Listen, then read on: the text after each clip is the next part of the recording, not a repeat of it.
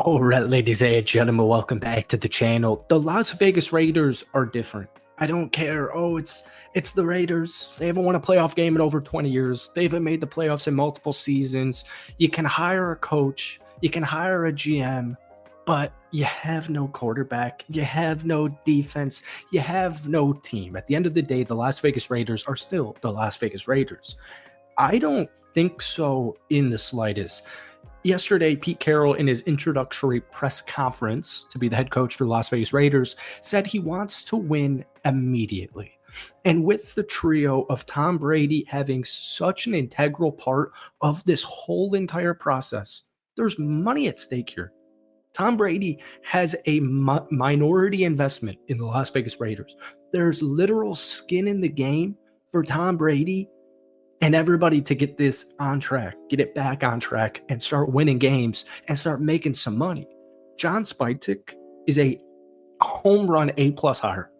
Everybody will tell you that. Everybody in the Tampa organization, Tom Brady will tell you that. GMs all across the league, assistant GMs, coaches, players, you name it, everyone will tell you the same thing. John Spytek, as the Las Vegas Raiders GM, is a home run. Pete Carroll as your head coach, even though he's 73, he's the oldest head coach in NFL history, it's a home run.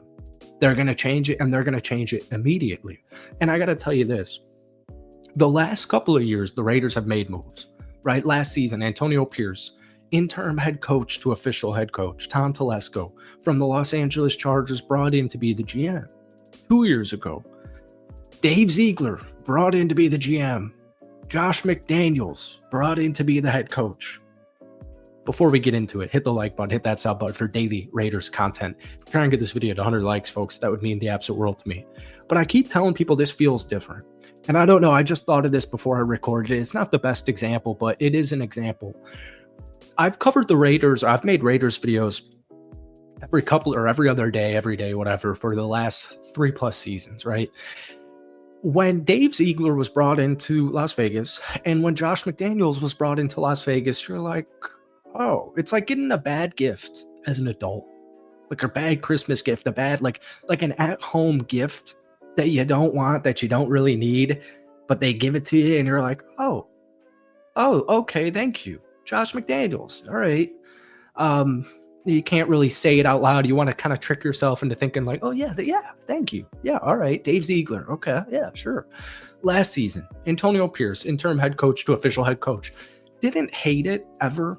Didn't love it ever. There was just something about it where Antonio Pierce is a human being, and as a head coach, as far as culture goes and just being who he is, it's cool, right? He's a cool dude. He seems like a good coach, and he seems like a great leader of men, whether it's, the head coach, assistant coach, whatever, even if he was just, working a normal job. Antonio Pierce is a leader of men, just a cool guy. Tom Telesco's had some nice draft picks, right, in his tenure as the GM for the Los Angeles Chargers, but it still wasn't anything that made you go, ooh, yeah, I don't need to be convinced that's a good move. And so this is the first time in the last 2 GM/coaching cycles that it actually does feel like that, where I don't have to, try and trick myself. I don't have to put a fake smile on my face and say, yeah, oh yeah, Josh McDaniels, Dave Ziegler, yeah, Luke Getsy, my offensive coordinator, yeah, love it. I'm the Kool-Aid man, yeah. No, you don't have to do that. I'm amped. Tom Brady, John Spytek, Pete Carroll, no matter who the DC is, no matter who the OC is, and we're probably going to know that by the end of this week, I'm excited. And Pete Carroll said this quote, "It took us a few years to get to the very top of the last couple of programs I was with." He was referring or referencing USC leading them to a national championship and then winning a Super Bowl with the Seattle Seahawks. We're going to start right now. And we're going for it immediately. We're going to start right now. We're going after it and build this team as quickly as we can. And that just feels like the difference maker. There's this sense of urgency within this organization, but there's also this sense of familiarity/stability that Pete Carroll and John Spytek are going to bring in here. Like moving forward, long term. I feel good about the 5-year plan. Something I haven't felt in the Las Vegas Raiders in a while. And the craziest part is they don't have a quarterback. Now, we can sit here and we're going to sit here and we're going to talk about this all offseason. You can name Cam Ward, Shedeur Sanders, Gardner Minshew, Aiden O'Connell, Kirk Cousins, Justin Fields, Aaron Rodgers. There's pros, cons, etc. Geno Smith to all of these different quarterbacks. But in a couple of months, we'll know who the starting quarterback is. But the point is, they need change. All right. And John Spytek had a really interesting quote. He said, they're not looking for the player with the strongest arm or the best thrower. He wants the guy that will push his teammates to a place that is uncomfortable and will give almost anything to win. That's what the best ones do, and we're going to find one of those. And then Pete Carroll added, the mission is to build the team around the quarterback spot. So that brings us to Aiden O'Connell. And I really like Aiden, just kind of uninspiring. I think with the right system, the right coordinator, the right offensive line, the right pieces, I think Aiden O'Connell could lead you to a winning season. And I think down the line, he could win you a playoff game, maybe 2 if it's at home, etc. I'm not trying to rag on Aiden O'Connell, but 2-4 last year as a starter. He was not terrible, but in the last 2 seasons, and I know he hasn't had a full 17-game season slate to give it his all, it just feels like he's more suited for a backup role in Las Vegas.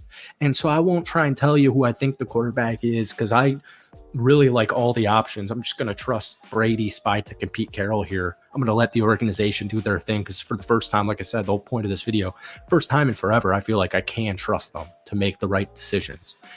But the thing that's going to change day 1 or year 2 as far as the quarterback goes is the culture. And it's time to get back to fearing the Las Vegas Raiders. And I already know the comments. Oh, 20 years ago?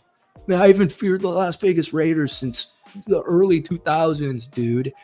My whole childhood, the last team you want to play were the Oakland Raiders as far as a physicality stance goes. And I want the Las Vegas Raiders to get back to that. Now, they do have a ton of cap space. They're projected the second most in the NFL, almost at $100 total million. They also have 8 total picks in the NFL draft, including the number 6th overall pick. We're still waiting on compensatory picks that'll be announced more closer to the NFL draft in April. But as of now, Las Vegas has 8 total draft picks and nearly $90 million in free agent cap space. Now, they technically have a lot of guys to address. Most of these are going to be defensively. Trevon Moehrig needs to be brought back. Malcolm Kuntz needs to be brought back. I really like Marcus Epps. But then there's some linebackers like Divine Diablo, Robert Spillane, Adam Butler, John Jenkins at the defensive tackle position. There's a lot of moves that Las Vegas or decisions they're going to have to make as far as retaining and going out and acquiring talent. But there's always a team that goes out. People who say like this is a 5-year process, I don't understand because I just watched the Commanders in an extremely similar stance. They went out and got Jaden Daniels, and I get it, but they even had a good defense and they had a good roster around Jaden Daniels. Last year, they sucked. They were terrible. 1 year ago, they completely overhauled their roster. Same thing with the Houston Texans 2 years ago. It doesn't need to be a 5-year plan. I'm rambling. Thank you for watching. Hit that like button, hit that sub button. Let me know if you believe this is actually the time the Las Vegas Raiders turn it around. Peace.